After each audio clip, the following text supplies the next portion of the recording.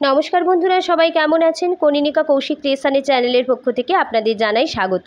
আজকে আমি আবার একটা নতুন রেসিপি নিয়ে আপনাদের সামনে চলে এসেছি। আজকের রেসিপিটি হলো অনুষ্ঠান বাড়ির স্টাইলে নোটে শাকের তরকারি। এর জন্য আমি কিছুটা পরিমাণ নোটে শাক নিয়ে সেটাকে ভালো করে ধুয়ে নিয়েছি। আর নিয়েছি বেগুন আর আলু। বেগুনগুলোকে এভাবে ডুমো ডুমো করে কেটে নিয়েছি, আর আলুগুলোকেও এভাবে ডুমো ডুমো করে কেটে নিয়েছি। সবগুলো আমি ভালো করে ধুয়ে নিয়েছি। এবার এর মধ্যে লবণ আর হলুদ দিয়ে ভালো করে এটাকে মেখে নিতে হবে। আপনারা যদি এইভাবে বাড়িতে নোটে শাকের তরকারিটা বানান, দেখবেন এর স্বাদ কিন্তু একেবারেই অনুষ্ঠান বাড়ির মতোই হবে। এবার একটা কড়াইয়ে আমি তেল গরম করতে দিয়েছি। তেলটা অবশ্যই সর্ষের তেল দেবেন। এই শাকের তরকারিগুলো কিন্তু সর্ষের তেলের মধ্যেই রান্না করলে ভালো খেতে লাগে। এবার বেগুন এবং আলুগুলোকে ভালো করে আমার ভেজে নিতে হবে। সমস্ত আলু আর বেগুনগুলোকে আমি দিয়ে দিয়েছি। এই সময় গ্যাসের ফ্লেমটা কিন্তু একটু হাইতে রাখবেন, না হলে কিন্তু বেগুনগুলো ভালো করে ভাজা হবে না। দেখুন, বেগুন আর আলুগুলো আমার প্রায় ভাজা ভাজা হয়ে এসছে। এবার আমি এগুলোকে নামিয়ে নেব।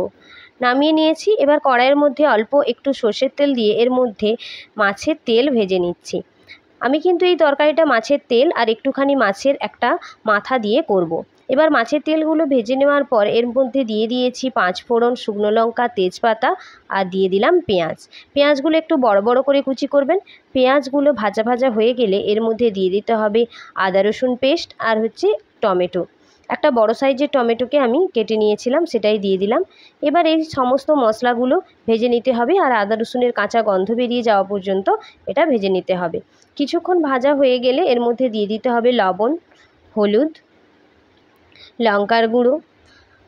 আপনারা লঙ্কার গুঁড়োটা কম বেশি করতে পারেন, যে যেরকম ঝাল খেতে পছন্দ করেন সেইভাবে কিন্তু লঙ্কার গুঁড়োটা দেবেন। এবার সমস্ত মশলাটাকে ভালো করে কষিয়ে নিতে হবে। যখন দেখবেন মশলাটার ভেতর থেকে এভাবে তেল ছড়িয়ে এসছে, তখন একটু জিরে ধনে গুঁড়ো দিয়ে দেবেন। দিয়ে দেওয়ার পর এই সমস্ত যে ধুয়ে রাখা শাকটা এর মধ্যে দিয়ে দিতে হবে। এবার গ্যাসের ফ্লেমটা একটু লোতে রেখে কিন্তু শাকগুলোকে নাড়াচাড়া করে সমস্ত মশলার মধ্যে শাকটা মিশিয়ে নিতে হবে। শাক থেকে যখন এভাবে জল ঝরিয়ে আসবে, তখন কিন্তু আমাদের দিয়ে দিতে হবে বেগুন আর আলুটা যে ভেজে রেখেছিলাম। এর মাঝে আমি কিছুটা পরিমাণ বড়ি ভেজে রেখেছিলাম, যেটা আমার ভিডিওতে স্কিপ হয়ে গেছে। আপনারা কিন্তু অবশ্যই এখানে বড়ি ভাজা দেবেন। সমস্তটা যখন সেদ্ধ হয়ে যাবে, তখন কিন্তু মাছের মাথা আর মাছের তেলটা কিন্তু দিয়ে দেবেন।